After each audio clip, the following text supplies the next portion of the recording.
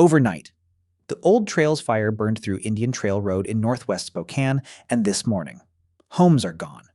Gone. Not threatened, not damaged.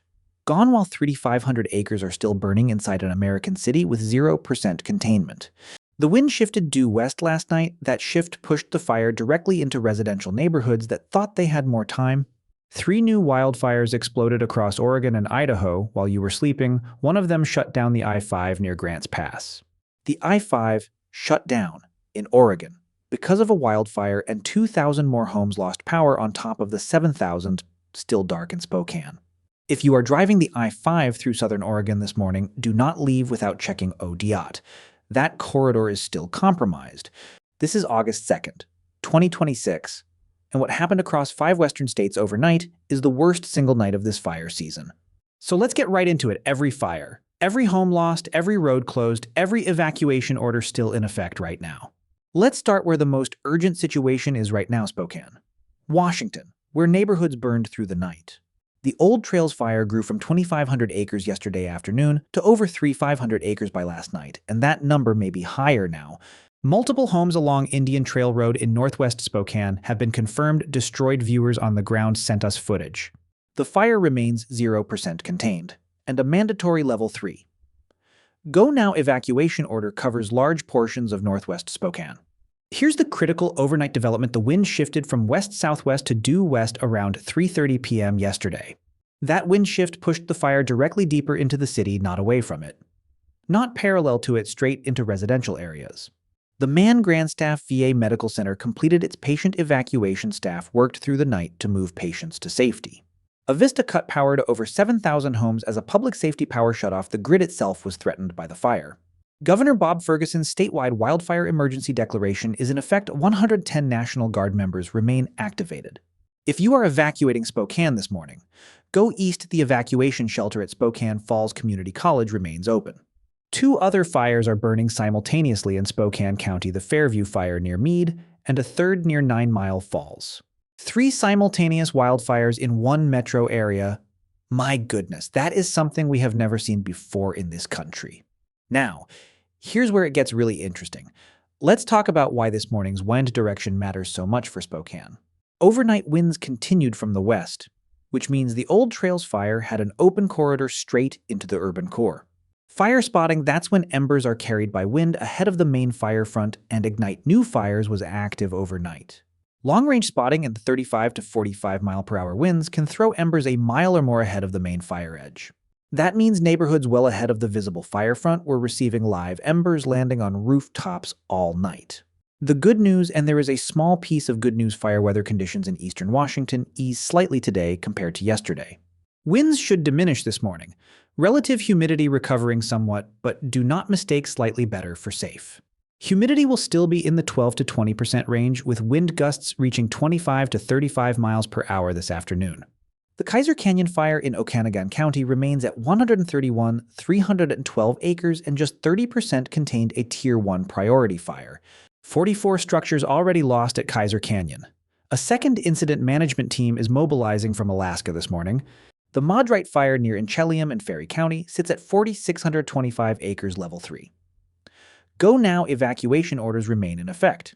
The Gifford Ferry on the Columbia River is still closed. The Enchelium Highway is the only evacuation route out of that area. The Sinlahecan fire near Tonasket in Okanogan County, 36,300 acres. 0% contained. Extreme crowning behavior yesterday. All right, let's move into Oregon, because this state had a brutal overnight as well, starting with a brand new fire. The Round Butte Fire ignited yesterday afternoon about 5 miles west of Madras on the Crooked River National Grassland. It burned 1,200 acres within hours. Jefferson County has evacuation orders at Level 1, Level 2, and Level 3, all simultaneously active. The fire started south of Round Butte and is pushing east, driven by wind. Aerial resources helped slow overnight spread. Cooler temperatures and diminishing winds late last night gave firefighters a small window to work. We'll see how much progress they made. Now here's the one that affects travelers this morning, the Grants Pass fire along the I-5 corridor in southern Oregon. A fast-moving grass fire near Grants Pass grew from 10 acres to 50 to 60 acres within hours yesterday afternoon. Level 3 Go Now evacuations were issued for zones GRA 022, GRA 034, and GRA 036 as of 4:25 p.m. yesterday. 4 large air tankers and 1 very large air tanker were deployed. That is a massive aerial response for a 60-acre fire. The I-5 northbound had 1 lane closed near Grants Pass if you are traveling the I-5 this morning. Check ODOT before you go. About 2,000 customers lost power on Beacon Hill on the east side of Grants Pass. Check restoration status before heading out. The Roe Creek Complex near Fossil, this is Oregon's flagship fire at 313 439 acres, had a major transition at 6 a.m. this morning. Southwest Incident Management Team 2 and the Oregon State Fire Marshal Blue Team assumed command of both the east and west zones. 57% containment heading into the day crews will continue mop-up and test containment lines after yesterday's wind event.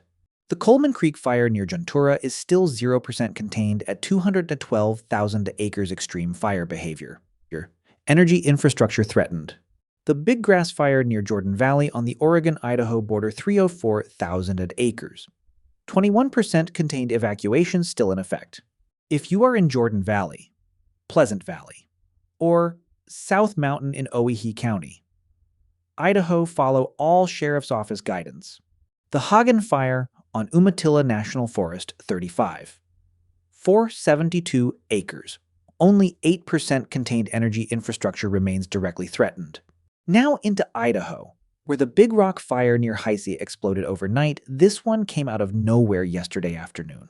The Big Rock Fire is now over 2,400 acres with 0% containment. 2 small structures have already been destroyed. Evacuation orders and road closures are in effect near Heise. Extreme heat, low humidity, and strong winds drove rapid spread. The Upper Smith Fire, 20 miles northwest of Bonners Ferry, 194 acres. 12% contained. Level 3 evacuations remain active. Spot fires crossed Long Canyon Creek yesterday. Crews using the 2015 Parker Ridge burn scar as a natural containment anchor. Montana is where I want you to pay close attention right now because today may actually be worse than yesterday for parts of that state. The Ant Park fire near White Sulphur Springs in the Little Belt Mountains has grown to 700 acres, up from 400 yesterday. It is burning through heavy downed timber. That is the most dangerous fuel type you can have, producing extreme fire behavior. Critical red flag warning conditions continue in Montana through today, and here is the twist: the wind shifts to the northwest today. A northwest wind shift on the Ant Park fire changes the direction of spread. Fire managers are repositioning crews right now. The Skillet fire in Flathead National Forest near Olney, 945 acres. Just 2% contained. Wind-driven group torching yesterday. Montana's fuels right now are among the driest ever recorded for this time of year. That is a direct quote from fire managers on the ground. Wind gusts of 30 to 40 plus miles per hour continue across Montana. Today, this is the most dangerous state in the country right now.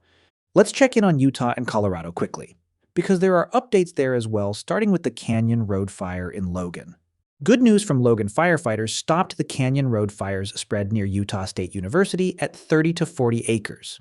The evacuation south of Canyon Road has been lifted as of 8:20 a.m. Saturday. The zone between US 89 and Canyon Road still active.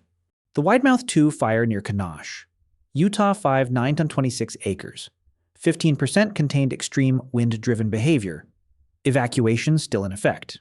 Colorado's Aspen Acres fire southwest of Pueblo, 111, 961 acres. 67% contained. 915 structures destroyed. $91.6 million spent. Gold Mountain near Ouray, 39. 506 acres at 67% continues to be a concern with structures threatened on the fire's perimeter. Now let's talk smoke, because air quality this morning across central and eastern Oregon is genuinely dangerous for sensitive groups. Mitchell, Dayville, and Paulina are all waking up to unhealthy for sensitive groups or outright unhealthy air quality this morning. If you have asthma, heart disease, or any respiratory condition, stay indoors today. In central and eastern Oregon, this is serious. And here is the smoke forecast you need to hear by late today. Smoke from Washington's fires begins drifting south into Oregon. By Monday, a widespread smoke layer from the Spokane fires and Okanagan County fires covers much of the Pacific Northwest. John Day and Condon will see moderate air quality improving tonight, but that improvement may be short-lived by Monday's smoke surge. All right, let's shift to the forecast, because the next 48 hours are absolutely critical, and I want to walk you through them carefully. Here's the fire weather picture for today, Sunday, August 2nd, by region, and the story is very different depending on where you are. Eastern Washington and Eastern Oregon conditions ease slightly today compared to yesterday's extreme PDS event. But slightly better is not safe. Wind gusts still hitting 25 to 35 miles per hour with humidity in the 12 to 20% range. Northern Idaho, same story. Slight improvement, but the Upper Smith Fire and Big Rock Fire remain volatile with zero containment. Montana and Wyoming, this is today's most dangerous fire weather zone, and I cannot stress that enough. Wind gusts of 30 to 40 plus miles per hour continue across Montana, with relative humidity dropping to 5 to 15% by afternoon. Central Wyoming sees relative humidity bottoming out at 5 to 15% winds of 20 miles per hour with gusts to 35 miles per hour. The fire danger also expands today into new territory: western Wyoming, western Colorado, northern Nevada, and the Nebraska Panhandle. Fire weather watches are in effect for all of those areas. Any new ignition today in those zones will spread extremely rapidly. Let's look at temperatures for major cities today because the heat itself is also dangerous across the West. Spokane hits 88 to 93 degrees today under heavy smoke, air quality dangerous. Outdoor activity strongly discouraged. Boise, Idaho reaches 95 to 100 degrees hot. Dry. Dangerous conditions continuing for a fourth consecutive day. Missoula, Montana climbs to 87 to 92 degrees with wind gusts above 40 miles per hour. This is today's highest risk city. Salt Lake City reaches 98 to 103 degrees today. The heat alone poses serious health risks for outdoor workers and the elderly. Dallas, Texas is seeing heat index values above 110 degrees this weekend. That is dangerous. Life-threatening heat for anyone outdoors.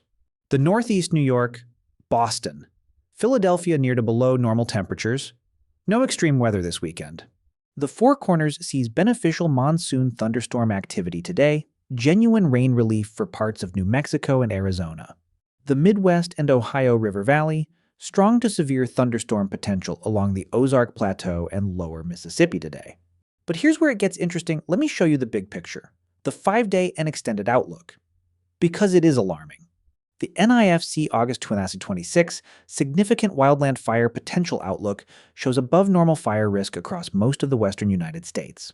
Washington, Oregon, Idaho, Montana, Wyoming, Colorado, New Mexico, Texas, Louisiana, and Florida, all in the above normal category. There is not a single state in the western U.S. showing below normal fire potential for August, not one. Now look at September. The NIFC September 2026 outlook, sourced directly from nifc.gov, shows the entire Pacific Northwest still in red. Washington, Oregon, Idaho, Montana, and Minnesota all remain in the above normal fire risk category through September. And October, by October, most of the West finally drops out of the elevated risk category, but we are talking 2 months from now. 2 full months of above normal fire risk ahead of us this season is not ending anytime soon. Now let's talk about the 5-day model picture, and I'm going to be honest with you about what the models are showing. The GFS and the European model are in general agreement: no meaningful rainfall for Pacific Northwest fire zones this week. I want to repeat that: no meaningful rainfall for Oregon, Washington, or Idaho fire zones in the next 7 days. The heat ridge, that's a high-pressure dome that sits over the west and blocks any incoming storm systems, is forecast to reestablish. That heat ridge rebuilds over the Great Basin around August 4th and 5th, renewed extreme heat for California, Nevada, and Utah. Here's the one wild card I am watching closely: a second weather system is being tracked for around August 5th and 6th. The models have been inconsistent on this system. Yesterday's run showed it differently than this morning's run.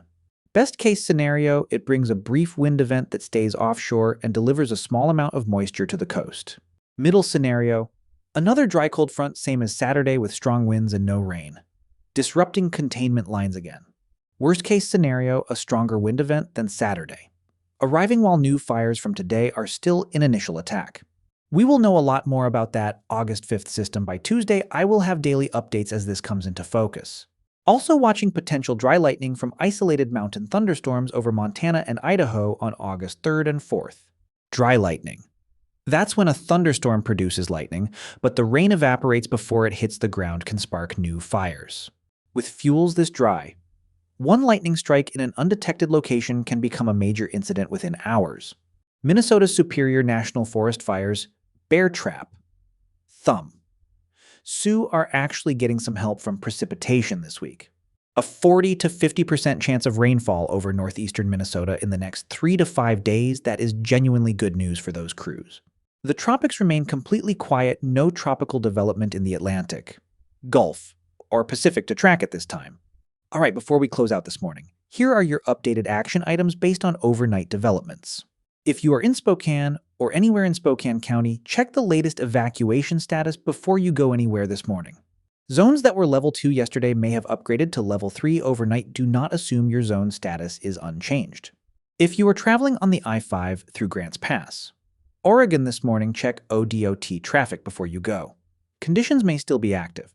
Ferry County residents near Inchelium, the Gifford Ferry remains closed. The Inchelium Highway is your only route out. Jefferson County near Madras. Oregon round Butte Fire has all 3 evacuation levels active. Check Jefferson County Sheriff immediately. Montana residents, today is a high danger fire day for your state. Higher in some areas than yesterday. Take that seriously. No campfires, no outdoor burning, no off-road vehicles and dry grass anywhere in the western United States this weekend. Equipment sparks from trailer chains dragging on pavement have started documented fires this season. Pull over and check your hitch. Do not fly drones anywhere near these incidents. Aerial firefighting operations cannot function with unauthorized drones in the airspace. Register for your county emergency alert system. Right now, if you are in any of the affected states, do not wait until you smell smoke. This is a developing situation across 5 states. Simultaneously, I will have another update later today as the Sunday fire weather picture becomes clear. If that August 5th system comes into focus, we will break that down in detail. Daily updates are coming all week. Like this video, subscribe, and turn notifications on every new fire update posts the moment I have confirmed information. For the firefighters who worked through the night in Spokane, in Grants Pass, in the Little Belt Mountains of Montana, for the 74 international specialists who came from Australia and New Zealand to stand on these fire lines with us, thank you from the bottom of this community's heart. I'll see you in the next one. Stay safe out there. Take care of each other.